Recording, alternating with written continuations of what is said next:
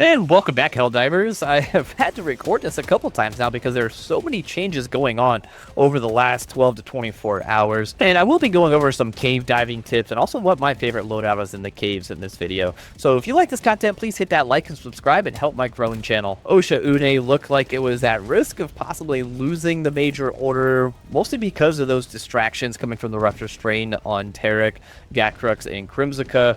However, the Rupture Strain did end up taking all those, and so Oshaune, the last planet that everybody seems to be focused on, there are still some factions scattered across those other planets wanting to play that new Rupture Strain. I personally have not dove on there yet, so I'm not sure what those changes look like. But Oshaune seems to be tracking along just fine. The resistance rate has shifted up and down drastically. It obviously started at 7, dropped to 5 once we moved the DSS over this week. And then we saw further decreases down to 3.5% before readjusting back up to 4.5%. And then finally, it's now back to 6.5%. That is a lot of changes inside Oshaune. It feels like Arrowhead really just wanted to make sure that the weekend divers had an opportunity to impact the major order or play on this planet and have some fun. We are at risk of the DSS leaving the planet. We do have a dispatch showing that the bloom coating on there is starting to wear down. But to balance that out, we do have a minor order to kill 50,000 Hive Lords, which I think we will indeed complete since we had 3 days to do it. And being just over 12 hours in, we are more than halfway done already. So plenty of divers getting in there, focusing on those Hive Lords. And at the same time, we are still completing missions and operations and getting that planet liberated. So it is over 50% liberated at this point. And just a quick correction, of course, it is now 49% and decreasing. So we really need to focus on getting this minor order knocked out to decrease that resistance rate again, since we do not have the 380 anymore, helping with the liberation percentage. Now, to help out, we do have 24 hours, so we have still about 12 hours left on it, of the Emancipator Exosuit. You will get 3 uses on that one. You can also bring it in your Stratagem Loadout and get another 3 uses, so you'll have 6 over an entire mission. So that basically means you will almost always have an Emancipator Exosuit available to you, or you can switch it up and have a Patriot. So you can have both in the mission for one of the very rare times you can have 2 at once, which is an amazing assist to this major order and the minor order as well. Do have some tips for some cave diving stuff that really dropped how many deaths I was taking, to where I was dying once or twice per mission instead. So first thing I would say is go slow. This is not a typical mission. There are so many blind turns. You never know, even with a radar, is there an enemy around this corner or not? And they always seem to be behind you no matter what you're doing. So take your time. And for tip number 2, now as you're going slow, I highly recommend traveling at least in a duo, if not as the full squad. It seems like that's going to lead to a mission failure, but trust me, you can actually get a full map clear inside of that 40-minute time limit if you just stick together.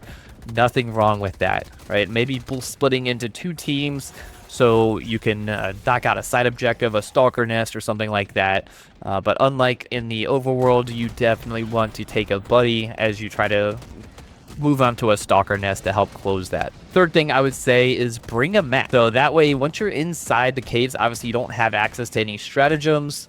But if you take a mech, a support weapon, and a backpack, say a guard dog or a supply pack, since you are traveling in a pack, sort out the guard dogs. You just don't want all straight one type. What you really want to avoid is doubling down on gas guard dogs, because if they're being gassed, they're being gassed. You're not getting any extra damage, right? So just look at what everybody else's loadout is, plan accordingly. Have 1 gas guard dog and maybe 2 regulars or a laser in there, whatever mixture you want to bring. And 4th tip, bring some kind of crowd control. Again, you don't want everybody to bring gas grenades, but have a mixture of gas grenades, incendiaries, arcs. Have something, maybe even have somebody bring in some frags just to clear groups quickly. You do want to have a mixture of explosive and non-explosive weapons. So if you're going to be taking, say, a grenade launcher as a support weapon, bring like the small wart with you, bring a Liberty Carbine, or a something else that's going to have a high rate of fire, so you can take out the bugs as quickly as possible. And if you have the space, obviously, groups of it. Tip number 5, I would say for anti-tank Ultimatums are perfectly fine if you do have that war bond. You don't need to be bringing a recoilless rifle. There's not too many, and they're pretty much going to be at the mega nest itself with impalers and chargers, and sometimes you'll get one or two coming out of a bug breach. But again, you'll have the mechs there to help with the AT and your ultimatum to help clear them out. Just one tap them real quick. So you don't need to bring anything specific to the AT throughout the entire map. And tip number 6 is you don't have to get that full clear. Get the main objective knocked out, completed. Anything else is icing on the cake, including extraction. Now, tip number 7, the map itself does tell you where the pathways are. It is very hard to read at first glance. But if you do have it open, which I tend to do if I'm running between objectives, I'll have it open so I can see the tunnel layout around me. You can kind of figure out where the pathways are, right? The dark areas are the no-goes, and the light areas are where you can traverse. And generally, that's pretty good to traverse. Now, if you are walking in a mech, be careful trying to go across bridges because they will collapse underneath the weight of your mech. So you will have to find an alternate path around any of those collapsible bridges. Now, you can also use explosive weapons to take out those bridges, to cut off bugs. If you do see a big patrol coming across it, just take out the bridge, and it buys you a little bit of time, sets up a more favorable advantage point against those bugs. Now, my final tip is do not mag dump on bug breaches. They come out in waves for the spawns, so you can conserve your ammo. So you're using your grenade launcher. You don't want to just mag dump into that. Just every half a second or so, pump a grenade in there, toss a gas grenade on top of it to confuse anything that is popping out so it can't just pop out and immediately start sprinting at you. But take about a half second between shots, just slowly pump it in there. Whenever you need to reload, toss a gas grenade on top of it real quick, and that'll help lock down the bugs while you're doing that reload. But take your time on the bug breaches. So let me go over what exactly is my favorite loadout for inside the caves.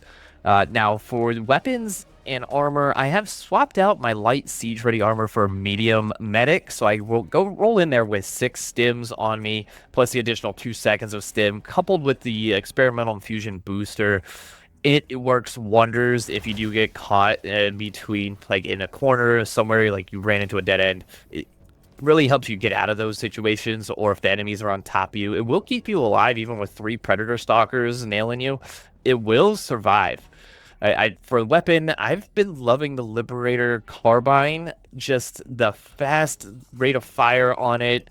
It does take about a third to a half of a magazine to take out one of the Predator Stalkers with the regular one that it comes with. Obviously, if you use the drum mag, you can take down 4 or 5 quite easily and very quickly before they have a chance to really kill you. My secondary, taking the ultimatum as the kind of AT option inside of the caves. Now, if I am focusing more on the anti-cave aspect of a mission, I take gas grenades. If I am looking to take out some hive lords, then I will take the thermites to help break that armor plate on them and do tons of damage once their flesh is exposed. For stratagems, I prefer the gas guard dog, or if I see that 1 or 2 other people have already taken a gas guard dog, I will take the regular guard dog, sometimes the laser one. You do want to avoid taking the K9, just because you will be surrounded by bugs, and there is a very good chance your K9 would end up arcing onto your own teammate. And then I do take the grenade launcher just kind of as a group clearing, bug hole closing weapon. And this seems to work pretty well with any other teammates' loadouts, but I do try to complement what other people are taking. So I do flex a little bit depending on what everybody else has. Say we already have 2 other grenade launcher users, I might swap that out with maybe a stalwart just for that single unit quick clearing to help save your teammates. I do like to take a mech. Normally I am not a mech user, but my going in argument and theory for that is that way I have 3 stratagems on me going into the caves since I can't call anything else in, right? I have my support weapon, my backpack, and a mech, so I'm using 3 out of my 4 stratagem slots inside that cave still. It's just economy of utility there, taking as much firepower as I can into the caves.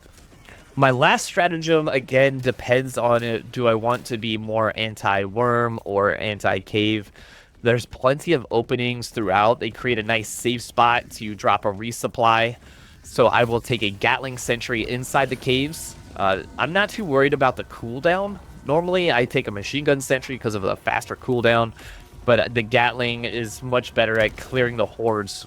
So that's my favorite loadout. If there's something that you like to take into the caves, just leave a comment down below with what has been working for you. This loadout has worked phenomenally for me, even on D10. So everybody's got their own playstyle. Let me know below.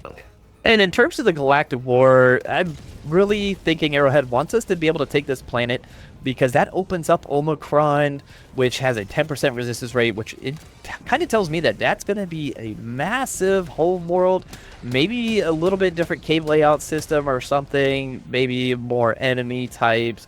Who knows? Maybe they're going to throw all the strains at us at the same time on that planet. It's going to be really interesting where this storyline is going to go from here after we do take Oshaune, which I do think we will end up taking it eventually. But it's going to come down to the wire, of course. Arrowhead wants to kind of build that kind of suspense and the thrill at the tail end of this major order. Hopefully we don't end up failing it, but it's kind of gone back and forth. There's been days we've liberated the planet very rapidly, and then other days where we're losing ground on the planet, which kind of makes sense for a homeworld. I'm really excited to see what this next part of the story arc is, though. And that's all I have for today. If you like this content, please hit that like and subscribe, and I will see you on the Warfront, Helldivers.